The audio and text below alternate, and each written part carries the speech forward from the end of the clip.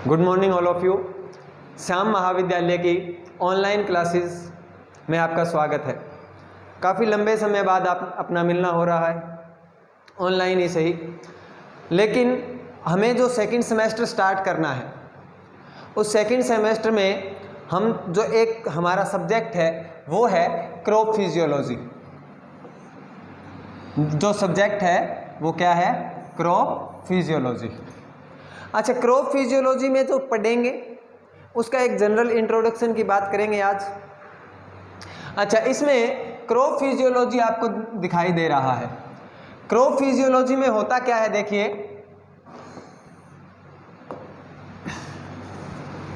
Crop और physiology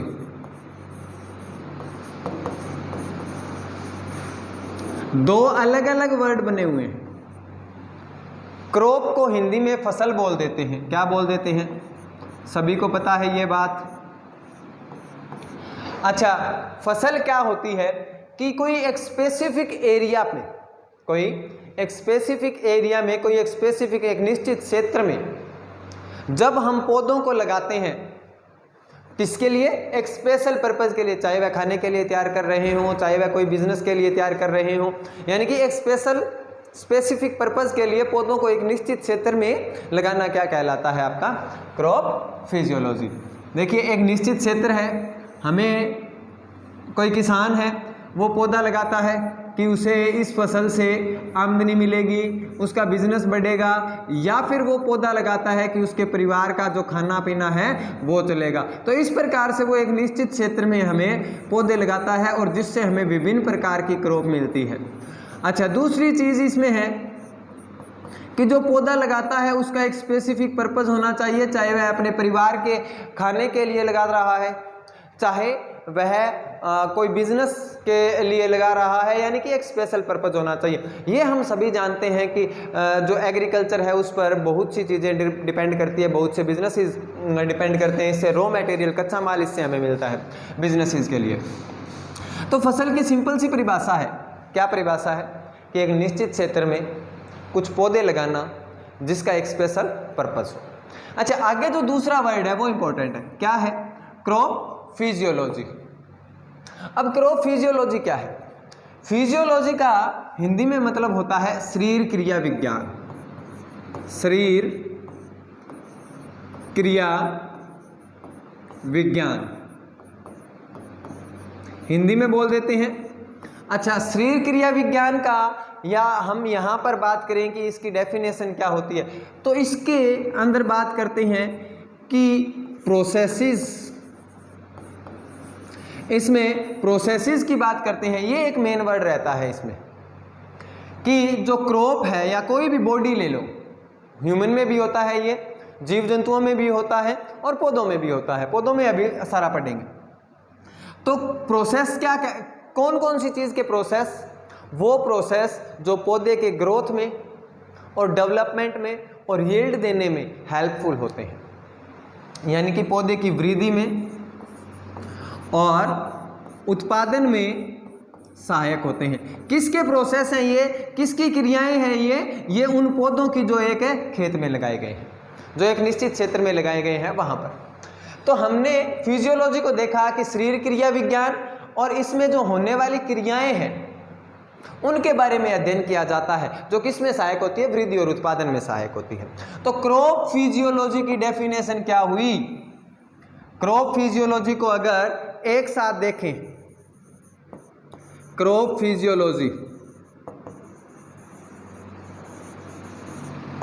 अगर इसको एक साथ देखें तो क्रॉप का यहां पर सीधा सीधा मतलब निकाल लो, प्लांट। अच्छा, प्लांट के द्वारा किए गए प्रोसेसेस। अच्छा, कौन कौन से प्रोसेस करता है पौधा? एक तो आपका फोटोसिंथेसिस। क्या करता है पौधा? कौन कौन से प्रोसेसेस करता है पौधा?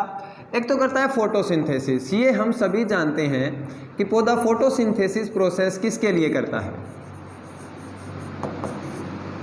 अपना खाना तैयार करने के लिए। दूसरा प्रोसेस रहता है ट्रांसपीरेशन।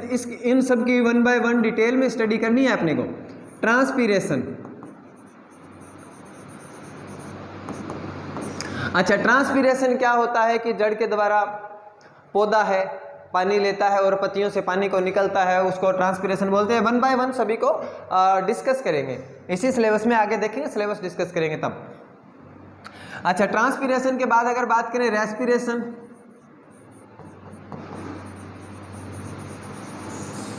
रेस्पिरेशन यानी कि नॉर्मल भाषा में बोले तो सांस लेना, या साइंस की लैंग्वेज में बोल देते हैं श्वसन क्रिया। तो पौधे खाना कैसे बनाता है, उससे पानी या वाष्पोत्सर्जन कैसे होता है, पानी बाहर कैसे निकलता है, या सांस कैसे लिया जाता है, ये सब चीजें हम पौधों के बारे में पढ़ते हैं। अच्छा, इसमें और भी प्रोसेसेस होते हैं, और प्रोसेसेस जैसे मिनरल अपटेक, यानी कि पौधे के द्वारा जो खनिज तत्व है वो किस प्रकार लिए जाते हैं।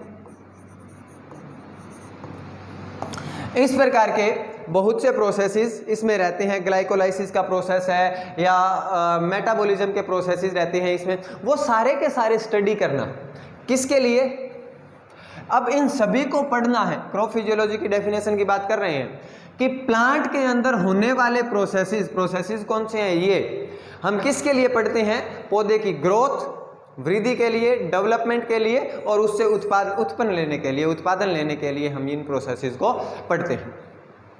अच्छा, अब हमें क्रॉप फिजियोलॉजी की डेफिनेशन पता लग गई। क्या डेफिनेशन है, प्लांट्स के प्रोसेसेस को स्टडी करना ताकि उसकी ग्रोथ, डेवलपमेंट और यील्ड से हमें फायदा मिल सके, उसके बारे में हम जानकारी प्राप्त कर सकें।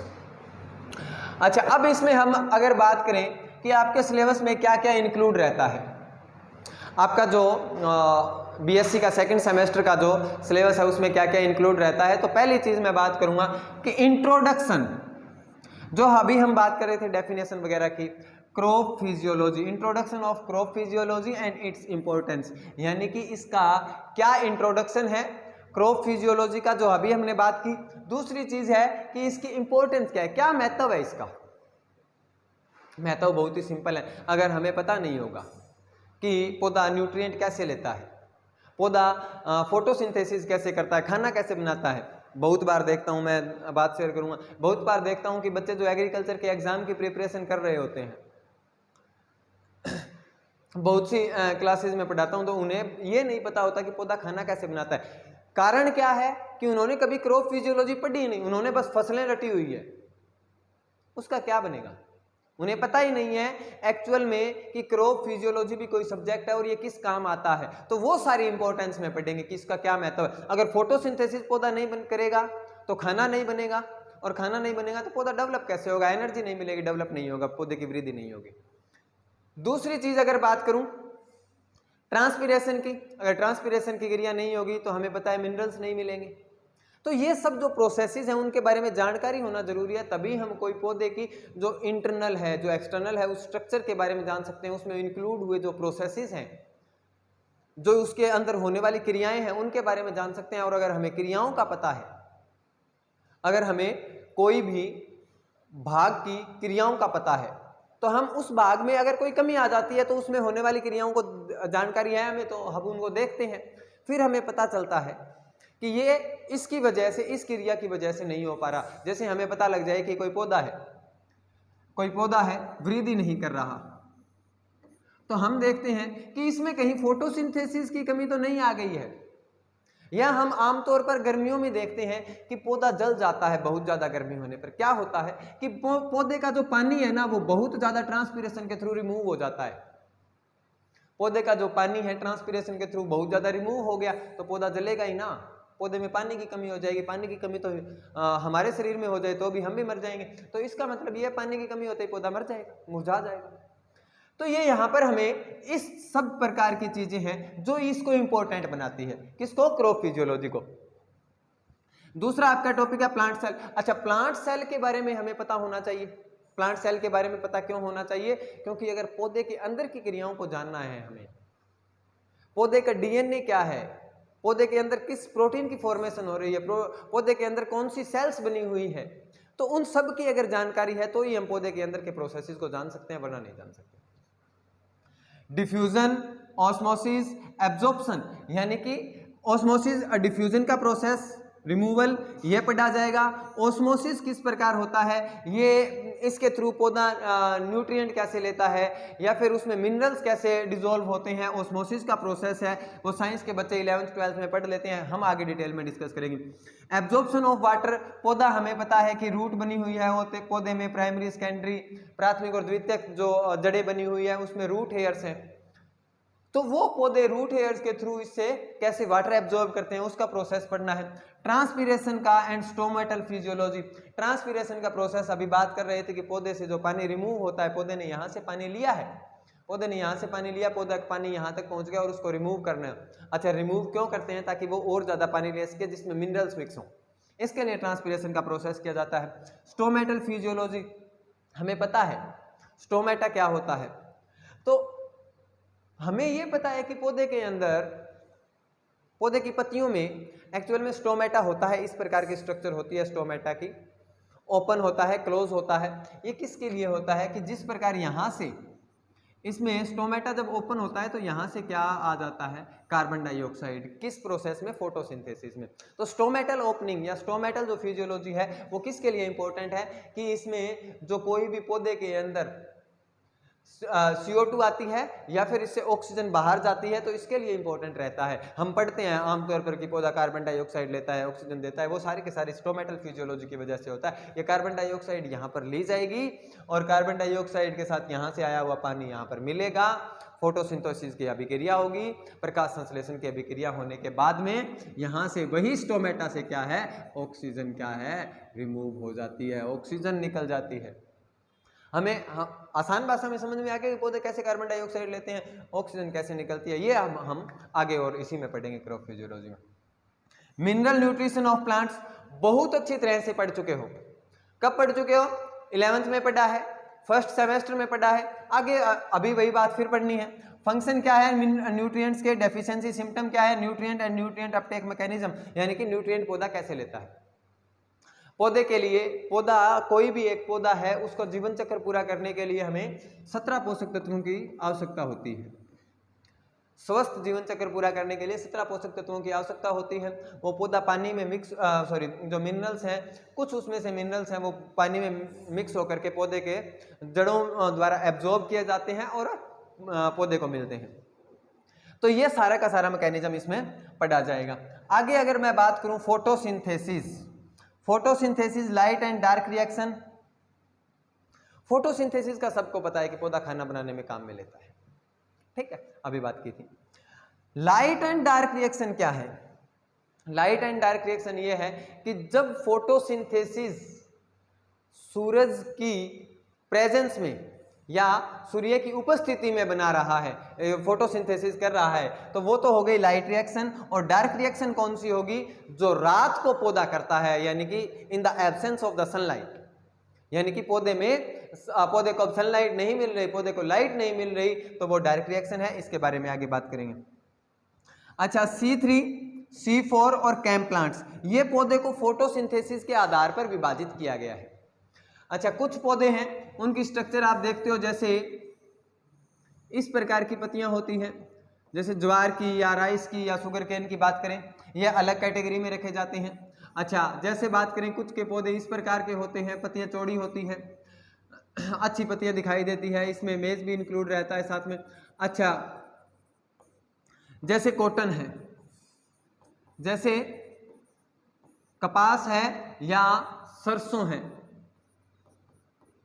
मस्टर्ड है, तो इनके बारे में अगर हम बात करें तो ये अलग कैटेगरी में रखे जाते हैं। अच्छा, कई बार आपने देखा होगा कैक्टस का प्लांट होता है, कांटे निकले हुए होते हैं, सैक्युलेंट्स होते हैं, वो सभी के सभी किस में रखे जाते हैं, कैम प्लांट्स में रखे जाते हैं।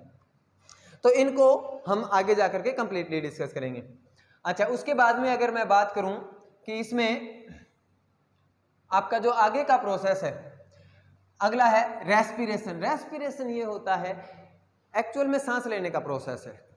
और अगर हम बात करें कि हम सांस लेते क्यों हैं या ऑक्सीजन लेते क्यों हैं, पौधे भी ऑक्सीजन लेते हैं, रेस्पिरेशन में ये ध्यान रखना है। लेकिन पौधों के अंदर हम ये कभी ध्यान नहीं देते कि वो ऑक्सीजन लेते हैं, किस प्रकार लेते हैं, ये हम नहीं देखते। ये होता कैसे है, देखो, पौधे के अंदर पौधा ऑक्सीजन रिमूव कर रहा है, हमने बात की थी, लेकिन पौधे को जितनी ऑक्सीजन की जरूरत होती है पौधा पहले ही उसका यूटिलाइज कर लेता है, जो एक्स्ट्रा ऑक्सीजन होती है उसका रिमूव करता है। तो रेस्पिरेशन का प्रोसेस किस प्रकार होता है, यानी कि पौधे के द्वारा ऑक्सीजन ग्रहण करना, ऑक्सीजन लेना। अच्छा, ऑक्सीजन लेगा, उसके अलग अलग प्रोसेसेस हैं, अलग अलग टाइप हैं। कौन कौन सी हैं? ग्लाइकोलाइसिस, टीसीएस साइकिल, ये बायोलॉजी में पढ़ लेते हैं आप पहले, यहाँ पर हम दोबारा पढ़ेंगे। इलेक्ट्रॉन ट्रांसपोर्ट चेन, यानी कि पौधे के अंदर किस प्रकार इलेक्ट्रॉन ट्रांसपोर्ट होते हैं। अच्छा, रेस्पिरेशन का मीनिंग या रेस्पिरेशन किस प्रकार काम करता है, या हम भी सांस क्यों लेते हैं? हम सांस इसलिए लेते हैं कि हमें ऑक्सीजन से, हमारे ब्लड के अंदर ऑक्सीजन मिक्स होती है, उसके अंदर जो भोजन होता है उसको डिसॉल्व करने का काम है, यानी कि ऑक्सीजन मेनली हमें एनर्जी प्रदान करता है। आगे की बात करें, फैट मेटाबॉलिज्म। फैट यानी कि वसा, और इसको तोड़ने का प्रोसेस किस प्रकार होता है, ये किस प्रकार उसके अंदर बनती है। सिंथेसिस का मतलब होता है उसके अंदर उसका बनना, और ब्रेकडाउन होता है उसका टूटना, यानी फैटी एसिड किस प्रकार बनते हैं, किस प्रकार टूटते हैं, इन सब बातों का जिक्र यहाँ पर करेंगे। अच्छा, प्लांट ग्रोथ रेगुलेटर्स, नॉर्मल बात करूँ तो पिछले सेमेस्टर में बात की थी पीजीआर की, साइटोकाइनिन, जिब्रेलिन, ऑक्सिन, एथाइलिन, ये हमने पढ़ चुके हैं। अच्छा, इनका काम है, फंक्शन है, वो हम पढ़ लिया था, लेकिन ये काम कैसे करते हैं, पौधे के प्रोसेसेस में, पौधे की क्रियाओं में इनका किस प्रकार योगदान होता है, वो फिजियोलॉजिकल रोल्स में पढ़ेंगे। एग्रीकल्चर यूजेस पढ़ेंगे। एग्रीकल्चरल यूजेस तो मैक्सिमम आप पढ़ चुके हैं, लेकिन फिजियोलॉजिकल रोल्स हैं वो आप पढ़ेंगे। अच्छा, इसके बाद में जो आपका लास्ट टॉपिक रहता है वो है आपका physiological aspects of growth and development of major crops. बहुत सी क्रॉप ली जाएंगी आपके सिलेबस में, जो जो इंक्लूड रहेगी, जैसे राइस हो गया, या फिर शुगर केन हो गया, या फिर कॉटन हो गया, वीट हो गया। ये जो इनके जो ग्रोथ और डेवलपमेंट में क्या क्या इफेक्ट होता है, इनकी ग्रोथ कैसे होती है, इनका डेवलपमेंट कैसे होता है, ये इसमें पढ़ेंगे। अच्छा, role of physiological growth parameters in crop productivity. Physiological जो ग्रोथ हो रही है उसको मापना कैसे है, कैसे मापेंगे कि प्रोडक्टिविटी कितनी हुई, प्रोडक्टिविटी कैसे हुई, उस प्रकार से उसको मापा जाएगा। यानी कि इस जो फिजियोलॉजिकल ग्रोथ हुई है, यानी हमने शरीर की जो शारीरिक क्रियाएं देखी हैं। अच्छा, शारीरिक क्रियाएं देखी, उसको किस आधार पर मापेंगे, प्रोडक्टिविटी के आधार पर। जैसे देखो, दो प्रकार की ग्रोथ होती है पौधे की। एक तो हम बोल देते हैं, जिसको ग्रोथ बोल देते हैं मेनली, और एक को बोल देते हैं यील्ड बोल देते हैं। यानी कि एक तो पौधा वेजिटेटिव ग्रोथ कितनी करता है, यानी कि पौधे की पत्तियां कितनी है, पौधे की जड़ें कितनी फैल रही है, पौधे का तना कितना स्ट्रॉन्ग है, या पौधा कितना बड़ा है। और दूसरी होती है, एक तो होगी वेजिटेटिव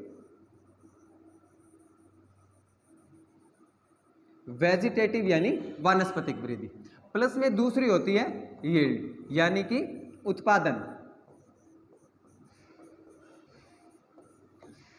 अच्छा, दोनों प्रकार की जरूरी होती है, लेकिन कई बार क्या होता है, वेजिटेटिव ग्रोथ ज्यादा हो जाए पौधे की, पौधा बहुत ज्यादा वेजिटेटिव ग्रोथ कर लेता है, वानस्पतिक वृद्धि बहुत ज्यादा होती है, तो यील्ड कम हो जाती है। और कई बार क्या होता है, वेजिटेटिव ग्रोथ कम रह जाती है, तो भी किस पर डिपेंड करती है, यील्ड उस पर डिपेंड करने लगती है। अच्छा, यील्ड तो इसका मतलब हुआ कि जो हमें फायदा देगा, जो इकोनॉमिक, जो हमें पैसे के रूप में फायदा मिलेगा, वो तो है इकोनॉमिक यील्ड।